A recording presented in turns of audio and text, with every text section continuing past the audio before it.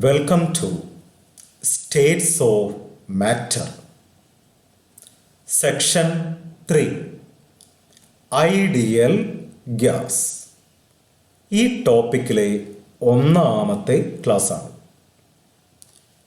Question number 17. Write a note on ideal gas equation.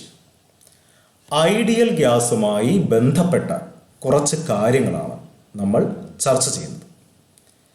എന്താണ് ideal gases?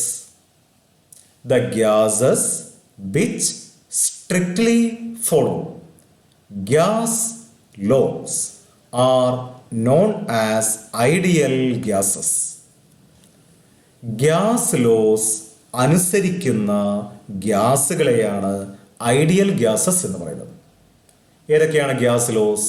ബോയൽസ് law, Charles law, girl-Lussac's law, Avogadro's law. ഈ ലോസിനെ അനുസരിക്കുന്ന ഗ്യാസുകളെയാണ് ideal gases എന്ന് പറയുന്നത്. The gases which strictly follow Boyle's law, Charles law, girl-Lussac's law and Avogadro's law are known as ideal gases. അതായത് gas laws അനുസരിക്കുന്ന ഗ്യാസുകളെയാണ് ideal gases എന്ന് പറയുന്നത്. എന്താണ് ഐഡിയൽ ഗ്യാസ് ഇക്വേഷൻ? ബോയൽസ് ലോയുടെ ഇക്വേഷൻ നമ്മൾ പഠിച്ചിട്ടുണ്ട്. അതുപോലെ Charles law, girl-Lussac's law, Avogadro's law, ഇതിൻ്റെ എല്ലാം ഇക്വേഷൻസ് നമ്മൾ പഠിച്ചിട്ടുണ്ട്. ഈ ഇക്വേഷൻസ് എല്ലാം കൂട്ടിച്ചേർത്ത് പുതിയൊരു ഇക്വേഷൻ ഉണ്ടാക്കുന്നു. അതിനെ വിളിക്കുന്ന പേരാണ് ഐഡിയൽ ഗ്യാസ് ഇക്വേഷൻ. അപ്പോൾ നോക്കൂ, equation obtained by the combination of equations of ഏതൊക്കെ? Boyle's law, Charles law, girl-Lussac's law and Avogadro's law is known as ideal gas equation. അപ്പോൾ നമ്മൾ പഠിച്ച ഗ്യാസ് ലോസ് അതിൻ്റെ ഇക്വേഷൻസ് എല്ലാം കൂട്ടിച്ചേർത്ത് പുതിയൊരു ഇക്വേഷൻ ഉണ്ടാക്കുന്നു. അതിനെ വിളിക്കുന്ന പേരാണ് ഐഡിയൽ ഗ്യാസ് ഇക്വേഷൻ. നമ്മൾ പഠിച്ച ഇക്വേഷൻസ് ഒന്ന് ഓർമ്മിക്കാം. ബോയൽസ് ലോയുടെ equation P proportional to 1/V നമ്മൾ പഠിച്ചതാണ്, അതുകൊണ്ട് കൂടുതൽ പറയുന്നില്ല.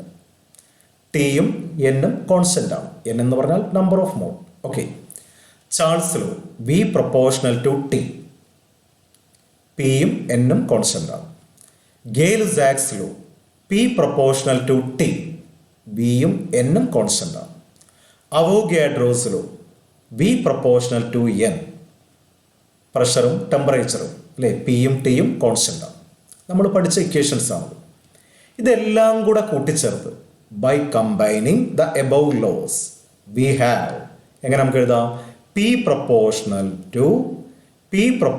ടു ഏതൊക്കെ ന്യൂമറേറ്ററിൽ വരിക? NT ഉണ്ടാവും. NT divided by V.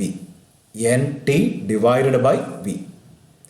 ഇനി നമുക്ക് ഈ പ്രൊപ്പോർഷണാലിറ്റി മാറ്റാൻ ഒരു കോൺസ്റ്റന്റ് ചേർക്കാം. ആ കോൺസ്റ്റന്റ് ആണ് R. ഉണ്ടാവും, നോക്കൂ, ആ കോൺസ്റ്റന്റ് ആണ് R. അപ്പോൾ നമ്മുടെ ഇക്വേഷൻ എന്തായിട്ട് മാറി? P സമം NRT ബൈ V. P സമം NRT ബൈ V. ഒന്നും കൂടെ ഭംഗിയായിട്ട് എഴുതിയാൽ ഈ V എന്ന് പറയുന്നത് ലെഫ്റ്റ് സൈഡിലേക്ക് കൊണ്ടുപോകും. അപ്പോൾ നമുക്ക് എന്ത് കിട്ടി? PV സമം NRT. PV സമം NRT എന്ന് പറയുന്ന ഇക്വേഷൻ കിട്ടി. PV സമം NRT.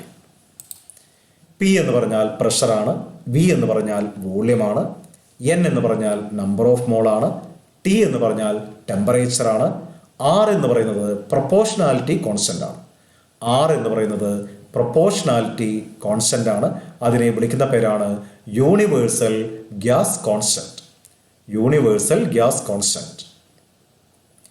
കഴിഞ്ഞ ക്ലാസ്സിൽ പ്രൊപ്പോർഷണാലിറ്റി കോൺസ്റ്റൻ്റ് എന്നുള്ളതിൻ്റെ സ്പെല്ലിംഗ് ചെറിയ മിസ്റ്റേക്ക് ഉണ്ടായിരുന്നു, അത് നോക്കണം. Proportionality constant. ഓക്കെ.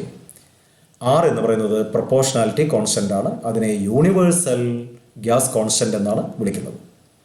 ഈ ഇക്വേഷനാണ് നമ്മുടെ ഐഡിയൽ ഗ്യാസ് ഇക്വേഷൻ. ഇപ്പോൾ PV സമം NRT, PV സമം NRT, ഇതാണ് ഐഡിയൽ ഗ്യാസ് ഇക്വേഷൻ.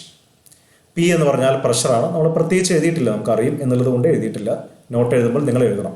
പി എന്ന് പറഞ്ഞാൽ പ്രഷർ, വി എന്ന് പറഞ്ഞാൽ വോള്യം, എൻ എന്ന് പറഞ്ഞാൽ നമ്പർ ഓഫ് മോൾ, ടി എന്ന് പറഞ്ഞാൽ ടെമ്പറേച്ചർ, ആർ എന്ന് പറഞ്ഞാൽ proportionality constant known as universal gas constant. ഇക്വേഷനിലെ ടേംസ് നമ്മൾ എഴുതണം. പിയും വിയും ഒന്നും ഇവിടെ എഴുതിയിട്ടില്ല, പക്ഷെ നിങ്ങൾ നോട്ട് എഴുതുമ്പോൾ പി എന്ന് പറഞ്ഞാൽ പ്രഷറാണ്, വി എന്ന് പറഞ്ഞാൽ വോള്യമാണ്, അത് നിങ്ങൾ എഴുതണം. ഓക്കെ, ആറിൻ്റെ വാല്യൂ ഒന്ന് പഠിച്ചു വയ്ക്കാം. അറ്റ് STP അല്ലേ, standard temperature and pressure for 1 mole of gas. ആറിൻ്റെ value 8.314 joule per kelvin per മോളാണ്. ഈ വാല്യൂ ഒന്ന് ഓർമ്മിച്ച് വയ്ക്കാം. ആറിൻ്റെ value 8.314 joule per kelvin per mole. ഇനി യൂണിറ്റ് മാറിയാൽ വാല്യൂ മാറും. യൂണിറ്റ് മാറുമ്പോൾ ഉണ്ടോ, യൂണിറ്റ് മാറിയാൽ വാല്യൂ മാറും. Unit litre atmosphere per kelvin per മോൾ ആണെങ്കിൽ വാല്യൂ എത്രയാണ് വരിക? 8.20578 ഇൻറ്റു 10⁻². അപ്പോൾ യൂണിറ്റ് മാറുമ്പോൾ വാല്യൂ മാറുന്നുണ്ട്, പ്രത്യേകം നോക്കുക. പാർ എന്നുള്ളതിൻ്റെ വാല്യൂ നമ്മളൊന്ന് പഠിച്ചു വയ്ക്കുക. സാധാരണ 8.314 ജൂൾ പെർ കെൽവിൻ പെർ മോൾ, ഇതാണ് സാധാരണ ഉപയോഗിക്കാറുള്ളത്. എങ്കിലും യൂണിറ്റ് ശ്രദ്ധിക്കണം. യൂണിറ്റ് നോക്കിയിട്ട് വേണം പ്രോബ്ലമൊക്കെ നമുക്ക് ചെയ്യാം, ഏത് വാല്യൂ എടുക്കണമെന്നുള്ളത്. എന്തായാലും ആറിൻ്റെ വാല്യൂ നിങ്ങൾ പഠിച്ചു വെച്ചോളൂ. ഈ ഇക്വേഷനെ വിളിക്കുന്ന മറ്റൊരു പേരാണ്, it is also called the equation of state. Ideal gas ഇക്വേഷനെ വിളിക്കുന്ന മറ്റൊരു പേരാണ് ഇക്വേഷൻ ഓഫ് സ്റ്റേറ്റ്. അങ്ങനെ വിളിക്കാൻ ഒരു കാരണമുണ്ട്. കാരണം എന്താ? It relates between 4 variables and describes the state of A gas. ഒരു ഗ്യാസിൻ്റെ സ്റ്റേറ്റിനെ കുറിച്ച് ഇത് ഡിസ്ക്രൈബ് ചെയ്യുന്നുണ്ട്. PV = nRT, PVNT 4 വേരിയബിൾ ഉണ്ട്. ഈ 4 വേരിയബിളിനെയും കണക്ട് ചെയ്യുന്നുണ്ട്. അതുകൊണ്ട് ഒരു ഗ്യാസിൻ്റെ സ്റ്റേറ്റിനെ കുറിച്ച് എക്സ്പ്ലെയിൻ ചെയ്യാൻ, ഡിസ്ക്രൈബ് ചെയ്യാൻ ഈ ഇക്വേഷന് പറ്റും. അതുകൊണ്ട് ഈ ഇക്വേഷനെ വിളിക്കുന്ന പേരാണ് ഇക്വേഷൻ ഓഫ് സ്റ്റേറ്റ്. ഇനി താഴെ ഒരു നോട്ട്. 2 സിസ്റ്റങ്ങളെ കണക്ട് ചെയ്യുമ്പോൾ ഇക്വേഷൻ എങ്ങനെ വേണമെങ്കിലും നമുക്ക് ഉപയോഗിക്കാം. ഈ ഇക്വേഷൻ P1V1/T1 = P2V2/T2 നമ്മൾ പഠിച്ച ഇക്വേഷനിൽ നിന്ന് ഉണ്ടാക്കിയെടുക്കുന്നതാണ്. PV = nRT, PV = nRT എന്നുള്ളതിൽ നിന്ന് നമ്മൾ ഉണ്ടാക്കിയെടുക്കുന്നതാണ്. P1V1/T1 = P2V2/T2. ഇതിനെ വിളിക്കുന്ന പേര് കമ്പൈൻഡ് ഗ്യാസ് ലോ എന്നാണ്. This equation is called combined gas law. അപ്പോൾ കമ്പൈൻഡ് ഗ്യാസ് ലോ ഇതാണ്. P1V1/T1 = P2V2/T2. P1 എന്ന് പറഞ്ഞാൽ പ്രഷർ ഓഫ് സിസ്റ്റം 1, P2 എന്ന് പറഞ്ഞാൽ പ്രഷർ ഓഫ് സിസ്റ്റം 2, V1 എന്ന് പറഞ്ഞാൽ വോള്യൂം ഓഫ് സിസ്റ്റം 1, V2 എന്ന് പറഞ്ഞാൽ വോള്യൂം ഓഫ് സിസ്റ്റം 2, T1 എന്ന് പറഞ്ഞാൽ ടെമ്പറേച്ചർ ഓഫ് സിസ്റ്റം 1, T2 എന്ന് പറയുന്നത് ടെമ്പറേച്ചർ ഓഫ് സിസ്റ്റം 2. ഓക്കെ, അപ്പോൾ combined gas law P1V1/T1 = P2V2/T2 ആണ് അല്ലേ. PV = nRT എന്നുള്ളതിൽ നിന്നാണ് ഇതുണ്ടാക്കിയെടുക്കുന്നത്. PV = nRT. അപ്പോൾ N 1 mole ആണെങ്കിൽ PV = RT. അതായത് PV/T എ കോൺസ്റ്റൻ്റ് ആണ്. PV/T എ കോൺസ്റ്റൻ്റ് എന്ന് വേണമെങ്കിൽ നമുക്ക് എഴുതാം. N 1 mole ആണെന്ന് കരുതുക. അപ്പോൾ PV/T എന്നുള്ളത് കോൺസ്റ്റൻ്റ് ആണ്. അതിൽ നിന്നാണ് നമ്മൾ എന്തുണ്ടാക്കിയത്? P1V1/T1 = P2V2/T2. ഓക്കെ, എന്തായാലും ഈ ഇക്വേഷൻ പഠിച്ചു വയ്ക്കാം. ഇനി 1-2 ഹോട്ട് പോയിന്റ്സ് ആണ്.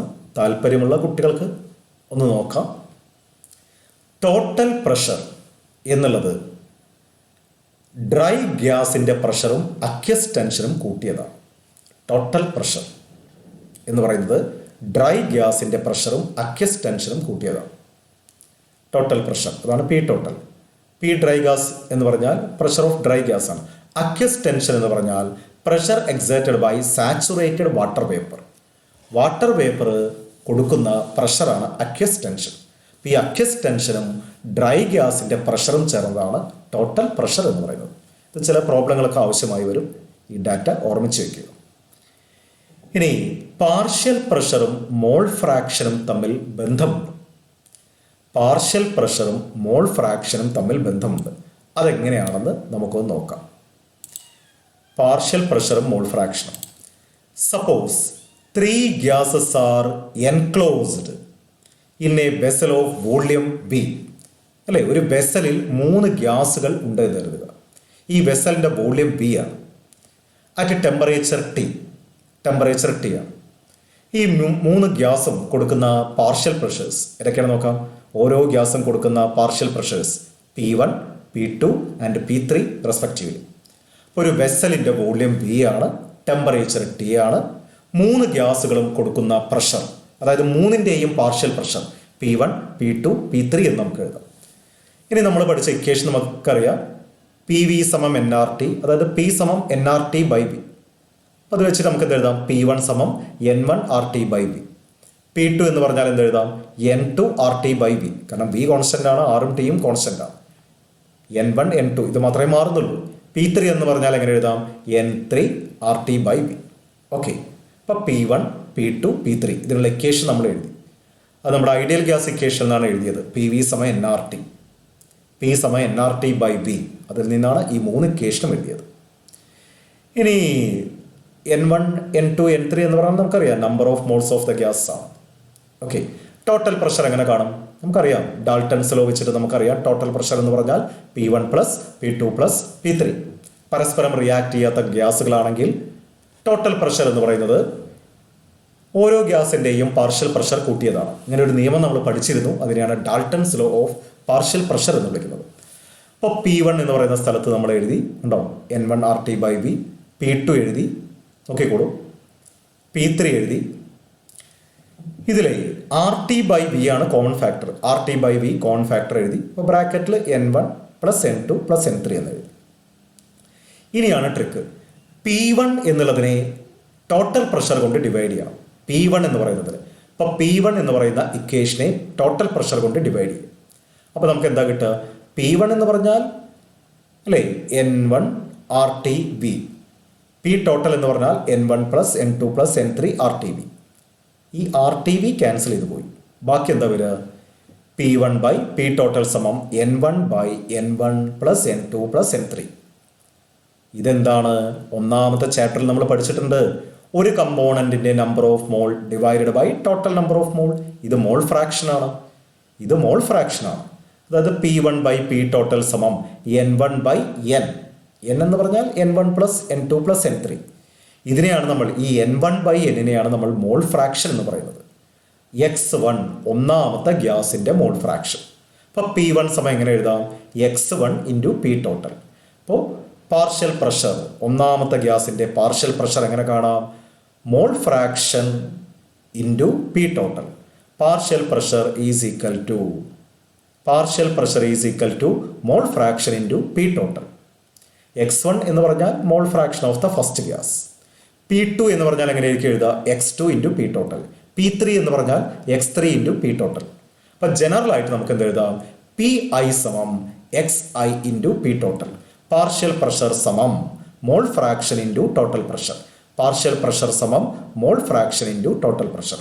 PI എന്ന് പറഞ്ഞാൽ partial pressure of ith gas. അപ്പോൾ ഒന്നാവാം, രണ്ടാവാം, മൂന്നാവാം. XI എന്ന് പറഞ്ഞാൽ mole fraction of ith gas. അപ്പോൾ അതിൽ നിന്ന് കിട്ടിയ ഇക്വേഷൻ എന്താണ്, പാർഷ്യൽ പ്രഷർ സമം നമുക്ക് എഴുതാം, പാർഷ്യൽ പ്രഷർ സമം മോൾ ഫ്രാക്ഷൻ ഇൻറ്റു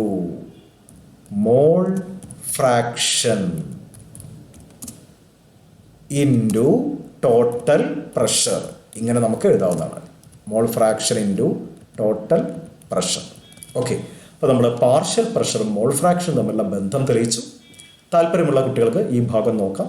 ചില പ്രോബ്ലങ്ങളൊക്കെ ചെയ്യുന്നതിന് ഈ കാര്യം നമ്മളെ സഹായിക്കും.